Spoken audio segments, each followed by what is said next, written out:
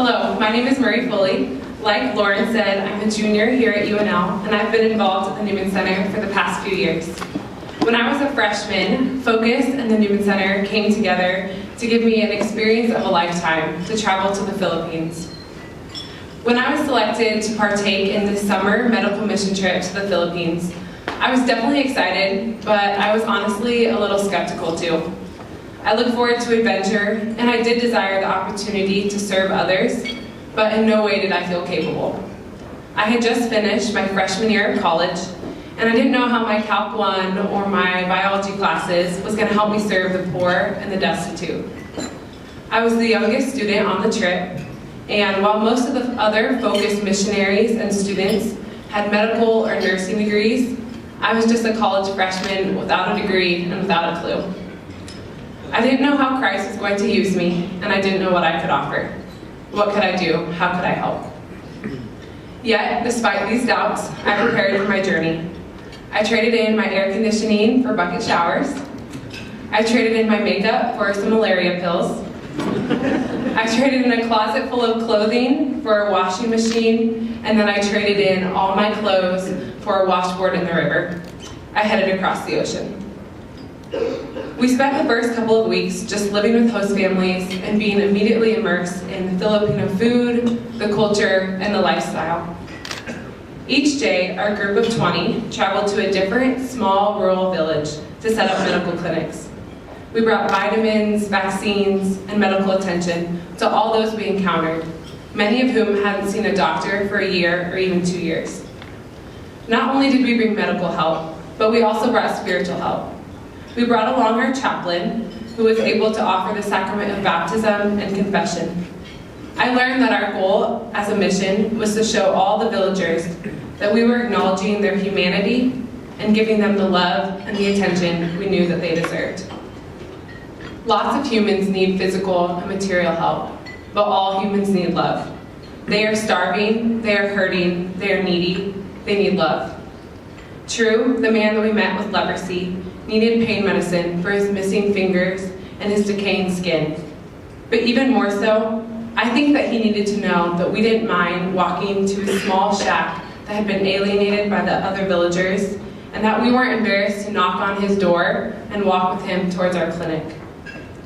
True, the 6th grade girls that I met needed vaccines and vitamins, but even more so, I think that those 6th graders needed to know that I thought their tan skin was as beautiful as mine, and that I wasn't wasting my time when I just sat in a circle and sang Taylor Swift with them. You can bring medicine, but you can bring love. Love will change hearts.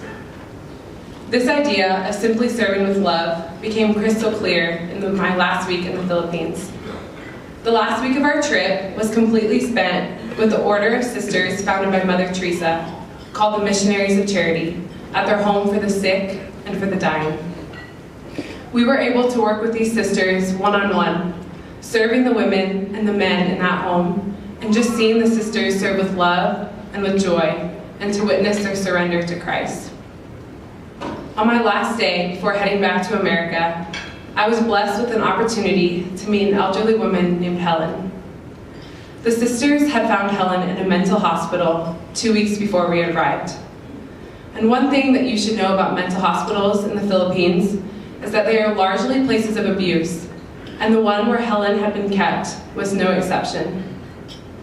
Helen had been strapped to a wooden board as her bed, and she had been kept there for weeks or even months.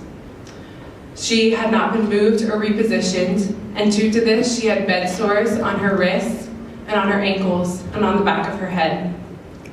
She had been fed through a small window, and for weeks she had been deprived of human interaction, spoken word, and even human touch. Due to this awful physical abuse, these 20 deep bed sores were eroding away the skin on her body and completely down her back. The gaping wounds were visible through her muscles, down to her bones, and even touched her skull. When the Missionaries of Charity found Helen, they told us that they had found a worm crawling out of her brain. The degree of her pressure ulcers was so severe that she was unconscious and could not move. The sisters had rescued Helen, picked her up, and carried her back to their home, so that they could give her the care she deserved. I was blessed to be able to be paired up with 2 missionaries of charity, and we spent the afternoon serving Helen and loving Helen. As we arrived at her bed, the sisters began by setting a small wooden crucifix right next to her pillow. And then the 3 of us proceeded to change her bandages, debride the infected pressure ulcers of dead skin and dirt, and apply ointment and creams. All the while, the sisters were calmly reassuring Helen, talking with her, and together we prayed with her. True, we were busy that afternoon. We were working, but we turned our afternoon into a prayer.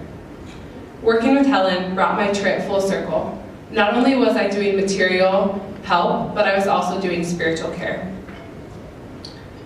Near the end of that beautiful afternoon, I remember the 2 sisters pulled me aside and they asked me to give Helen a bed bath, as she could not walk to the showers like the other women, but they still wanted to keep it clean. With a soft towel and a warm bucket of water, I first washed her arms and then her legs, carefully washing away the dust and the dirt from her skin. But then I sat down next to Helen and I brought her towards me so I could wash her back. With her back pressed close to mine, I held Helen close to my lap. As I placed my hands on the ribs of this dying, forgotten, unconscious woman, I glanced to my right and saw that small wooden crucifix that we had placed next to her pillow. I was struck. I peered into the open wounds on Helen's skull, and then I looked to my right and I saw the open wounds on Jesus' side. And in that moment, I knew that I was holding the body of Christ. I felt like Mary, who had held the mistreated, forgotten, and abused body of Jesus in her arms after he had been taken off the crucifix. All throughout Catholic grade school and high school, I had always been told to treat others as you would treat Jesus, and that we were all made in the image and the likeness of Christ, but I never really knew how to do that. Those repeated phrases had been answers on quizzes and tests, but this moment pierced my heart, and it brought that to a reality. The same Jesus who 2,000 years ago was nailed to a wooden cross is still being nailed to wooden boards here today, whether it be in the Philippines, in our own country, or even in our own homes. Mary was letting me hold the body of her son in that moment, and I was overwhelmed with the responsibility to love. By giving my life to the service of others, I was truly giving my life to Jesus. This moment is something you just can't forget. When you let Christ break your heart, it's not something you can leave across the ocean and forget about. The Philippines rocked my world because I was shown what it truly means to love without counting the cost, to love until it hurts. Our world is starving for love. Love isn't something that needs a degree, a plane ticket, any qualifications, any capability.